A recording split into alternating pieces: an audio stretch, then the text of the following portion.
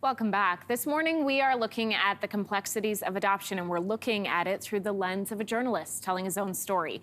Harrison Mooney was born to a West African mother and adopted as a small boy into a white evangelical family. He joins us this morning from Vancouver, waking up very early for us. Congratulations on the book, Harrison. Great to meet you. Thanks so much. And yeah, thank you for having me. Listen, you're a journalist, you're a writer by career. You are telling other people's stories in your own career, but now you've turned the lens on yourself. What does that feel like? It's terrifying. Yeah, no, this is really scary. The first time I tried to write this book, I was 20, 21, and I wasn't ready, and I felt like I didn't know whether or not I was comfortable telling the truth about my own family for art. I decided I wasn't. So, I went into journalism. I can tell the truth about other people. It doesn't even have to be art. I can just tell stories. And I did that for 10 years, but I really just never lost the passion to tell this story.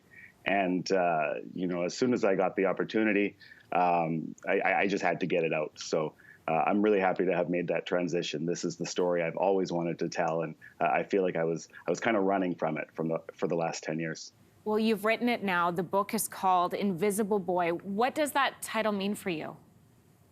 Yeah, well, I'm speaking about, not feeling seen. And I think often when, people say that I don't feel seen, that's them saying that, I really feel like we're not living in the same reality. I feel like everything I see and I experience and I do, you're not seeing any of that. And so, I'm in this, this really interesting situation. I'm being raised by this white family, and I'm telling them, hey, this thing happened to me, and I think my blackness had something to do with it. And and they say no, and I think, well, I was there, and I know it. I remember the words that were said to me, and they still hurt.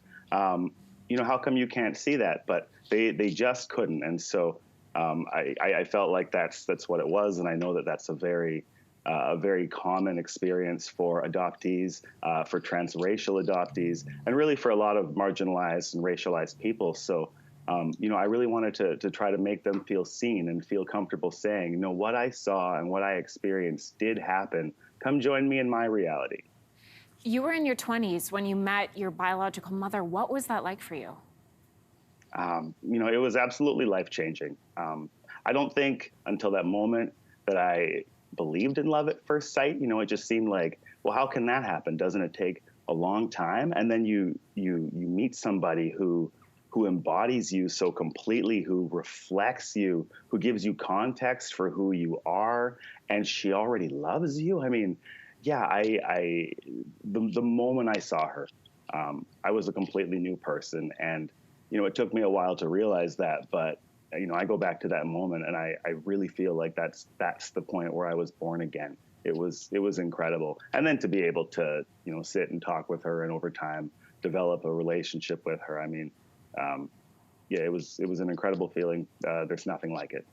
Harrison, you have done an incredible job sharing your story, bearing your soul in this book. Thank you for coming on the show this morning and having a short conversation with us, but hopefully opening the door to everyone reading this book.